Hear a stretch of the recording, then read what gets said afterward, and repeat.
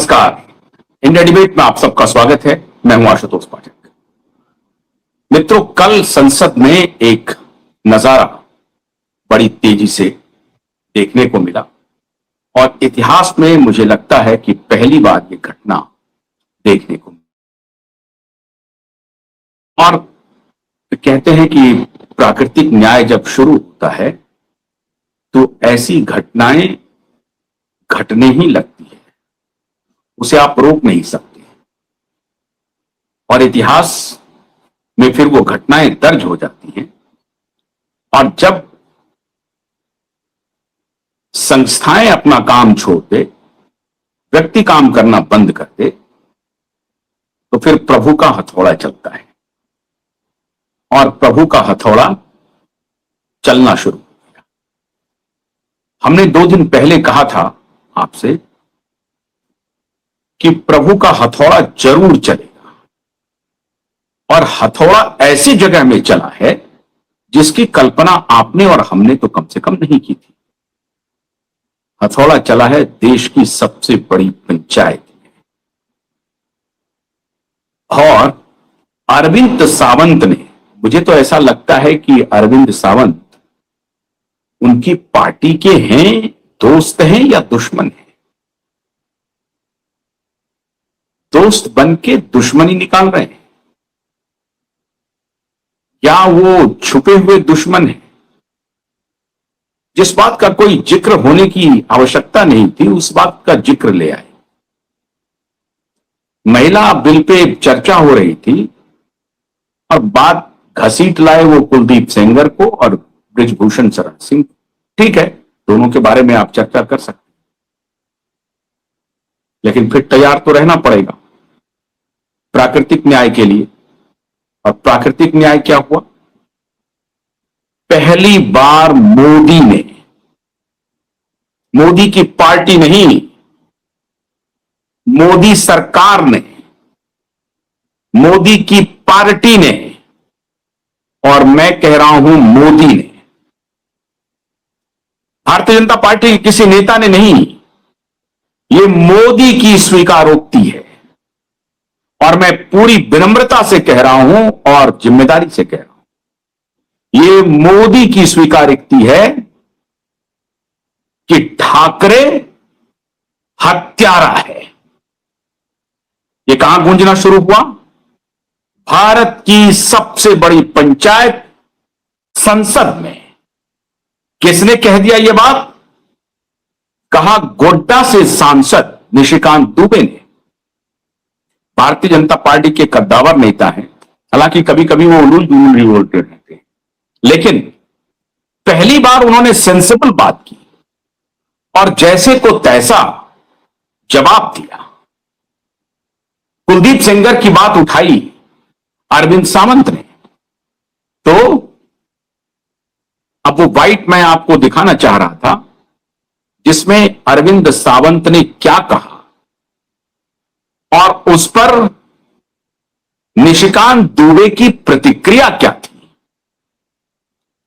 आज निशिकांत दुबे ने स्वीकार कर लिया, और यह सिर्फ निशिकांत दुबे की स्वीकारोक्ति नहीं है, यह स्वीकारोक्ति भारतीय जनता पार्टी की है, भारतीय जनता पार्टी की सरकार एनडीए की है कि हां, आदित्य ठाकरे हत्यारा है।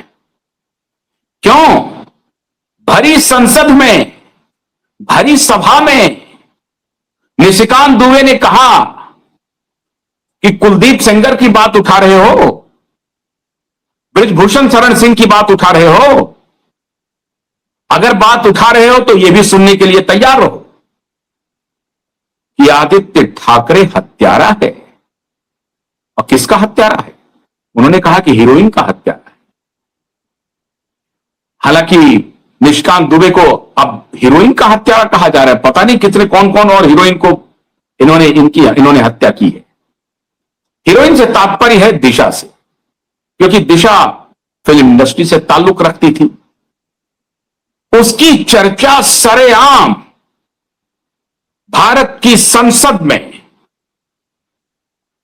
और उस वक्त लोकसभा अध्यक्ष की कुर्सी पर श्रीमान जगदंबिका पाल बैठे हुए हैं और जगदंबिका पाल कहते हैं कि नहीं नहीं, आपने जो ये बात उठाई है वो नहीं जाएगी प्रोसीडिंग्स में। कहानी यही नहीं है, आज तो इंटरेस्टिंग कहानी मैं लेकर आया हूं। पर खचे उड़ा देगा बाप बेटे का। कैसे? सुप्रिया सुले खड़ी हुई। हालांकि अभी मेरी मुंबई में बहुत सारे लोगों से बातचीत हो रही थी, तो पावर गैलरी से खबर आई कि आप सुप्रिया सुले के स्टेटमेंट को गलत ले रहे हैं। मैं जो सोच रहा था उसे वो कह रहे हैं कि गलत है। मैंने कहा कि सुप्रिया सुले तो समर्थन कर रही थी अरविंद सावंत का, कि आप आदित्य ठाकरे का नाम कैसे ले सकते हैं, हत्यारा कैसे कह सकते हैं आदित्य ठाकरे को। आदित्य ठाकरे हत्यारा नहीं है। सुप्रिया सुले खड़ी हो गई, शरद पवार की बेटी खड़ी हो गई, अपना रिश्ता निभाने लगी सदन में। तो मुझे अभी मुंबई के कुछ सूत्रों ने कहा ये राजनीति है, जो सामने से दिखता है वो होता नहीं है।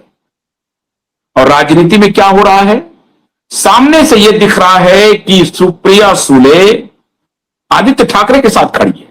आदित्य ठाकरे के ऊपर कोई आरोप लगाएगा, सुप्रिया सुले बर्दाश्त नहीं करेगी। सुप्रिया सुले बोलना शुरू कर देगी कि नहीं नहीं नहीं नहीं, आप ये कैसे कह सकते हैं कि आदित्य ठाकरे हत्यारा है। आदित्य ठाकरे हत्यारा नहीं हो सकता। आदित्य ठाकरे बड़ा ईमानदार अच्छा नेता है, बहुत युवा संस्कारी, और ड्रग का सप्लायर नहीं है आदित्य ठाकरे, वो तो संस्कारी है। क्योंकि स्वयं सुप्रिया जी की चर्चा होती रही है पुणे के एक बंगले की। अब मैं इस पर चर्चा नहीं करना चाहता,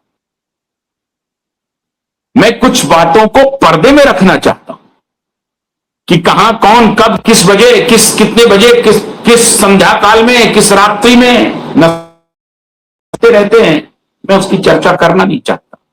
पूरी दुनिया जानती है, महाराष्ट्र की पावर गैलरी जानती है, हर एक बच्चा जानता है, लेकिन मुझे बताने की जरूरत नहीं है कि कौन कहां क्या नशा कर। तो सुप्रिया जी खड़ी हो गई।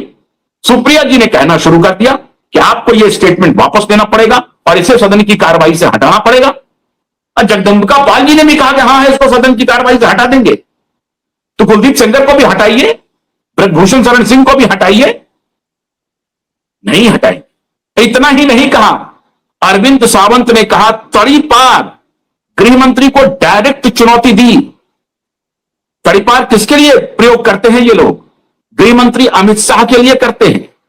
तड़ीपार कहा अरविंद सावंत ने, शिवसेना के नेता ने कहा कि तड़ीपार की चर्चा करेंगे हम। इतना ही नहीं कहा, आगे कहा कि फिर हम चर्चा करेंगे एप्स्टीन फाइल की। श्रीमान अरविंद सावंत ने कहा कि फिर हम चर्चा करेंगे एप्स्टीन फाइल की। एप्स्टीन फाइल की चर्चा करेंगे, तड़ीपार की चर्चा करेंगे, ब्रजभूषण शरण सिंह की चर्चा करेंगे, कुलदीप सेंगर की चर्चा करेंगे। मतलब आप नंगा नाच करें। और किसी ने कहा कि आदित्य ठाकरे हत्यारा है तो तिलमिला गए, जोर जोर से बोलने लगे। खैर, तो मुंबई के हमारे सूत्रों ने कहा कि आप गलत देख रहे हैं। सच्चाई क्या है? तो सच्चाई है कि सुप्रिया सुले भड़का रही है, आग भड़का रही है, बार बार आदित्य ठाकरे का नाम ले रही है, ताकि ट्रेजरी बेंच में और गुस्सा आए अमित शाह को। और इसीलिए तड़ीपार कहा अरविंद सावंत ने। मुझे नहीं मालूम कि अरविंद सावंत ठाकरे के साथ दोस्ती का निर्वाह कर रहे हैं या दुश्मनी का। डायरेक्ट हमला किया अमित शाह के ऊपर, अमित शाह को भड़का रहे हैं। क्या आपके नेता अगर महाराष्ट्र में बचा रहे हैं आदित्य ठाकरे को, तो आप बचाइए मत, आप मत बचाइए। क्योंकि देखिए ये शिवसेना के नेता क्या कह रहे हैं, आपको तड़ीपार कह रहे हैं, मतलब गुस्सा दिला रहे हैं।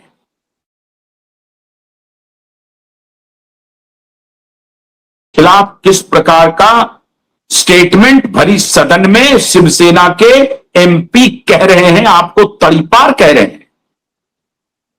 और सुप्रिया सुले कह रही हैं कि आप आदित्य ठाकरे को हत्यारा नहीं कह सकते। इसको सदन की कार्रवाई से बाहर निकाल लीजिए। तो मुंबई के सूत्रों ने कहा कि असल में यह चाल उल्टी चली गई है। चाल चली गई है कि हम, अब जैसे संजय राउत खेल खेल रहे हैं ना, संजय राउत ने कहा कि अमित शाह बाला साहब ठाकरे के कदमों में आके गिर गया, और अमित शाह तो यूं जा रहे थे, देखा कि मातोश्री में है तो गार्ड को बोला कि मैं अमित शाह हूं, गुजरात का आमदार हूं और मैं मिलना चाहता हूं साहब से, और उसका फोन संजय राउत ने उठाया। तो संजय राउत ने गार्ड को कहा कि ठीक है, कह दो कल अमित शाह आएंगे। मतलब ये जो कहानी इन्होंने बुनी कपिल सिब्बल के साथ मिलकर के एक पॉडकास्ट में, तो वो अमित शाह को सीधे सीधे गाली गलौज कर रहे हैं। ये गाली गलौज ही है। मतलब अमित शाह राह चलता हुआ कोई नेता था कि मातोश्री की गली से गुजर रहा था, उसको मातोश्री दिख गया उनको, तो उन्होंने फौरन कहा कि आप यही मौका है, जरा मैं बाला साहब जी से बात कर लूं, और वही हमें जज को फोन करके छुड़वा सकते हैं केस से। इस प्रकार का झूठ संजय राउत ने बोला क्यों? तो पावर गैलरी में चर्चा हुई, इसलिए संजय राउत बोल रहे हैं कि ये जो सरकार है महाराष्ट्र की और केंद्र की सरकार, आदित्य ठाकरे पर एक्शन क्यों नहीं ले रही है? वो फौरन एक्शन करवाना चाहते हैं, लेट नहीं करवाना चाहते हैं एक्शन। और एक्शन अगर नहीं ले रहे हैं तो ये अमित शाह नहीं ले रहे हैं और देवेंद्र फडणवीस नहीं ले रहे हैं। एक्शन लेने के लिए इंस्टिगेट कर रहे हैं संजय राउत, इसलिए झूठी खबर लाके पब्लिक में फैला रहे हैं। और कपिल से, इस पर मैंने विस्तार से कार्यक्रम किया हुआ है, आपने देखा होगा। कपिल सिब्बल ने उनको क्रॉस नहीं किया, कह रहे जज को वो फोन कैसे कर देंगे बाला साहब? ये तो आप कह रहे हैं कि इसका मतलब कि फोन पे न्याय मिलता है। कपिल सिब्बल देश के जाने माने वकील, वो उनको क्रॉस नहीं कर रहे हैं कि ये कैसी बात कर रहे हैं। ये तो आप कह रहे हैं कि जज जो है वो नेताओं के फोन सुनते हैं। इसका मतलब कपिल सिब्बल इस बात को स्वीकार करता है, जब ये कानून मंत्री होंगे तो ये भी फोन करते होंगे जज महोदय को, जज महोदय को फोन करते होंगे कि ये इस केस में जरा सा ये फैसला दे दीजिए। इसका मतलब तो यही हुआ कि कपिल सिब्बल ने टोका नहीं एक बार भी संजय राउत को। और संजय राउत कह रहे हैं कि बाला साहब के कदमों में आकर के बैठे थे, और वो भी बार बार तड़ीपार तड़ीपार तड़ीपार, सैकड़ों बार। जब मौका मिलता है संजय राउत को, केंद्रीय गृह मंत्री को तड़ीपार ही कहते। खाली वही नहीं कहते हैं, महाराष्ट्र में शिवसेना का बच्चा बच्चा कहता है तड़ीपार। इतना अपमानित किया जा रहा है, लेकिन जिनको तड़ीपार कहा जा रहा है, हमारे केंद्रीय गृह मंत्री को गुस्सा नहीं आता है, वो शांति से बैठे हुए।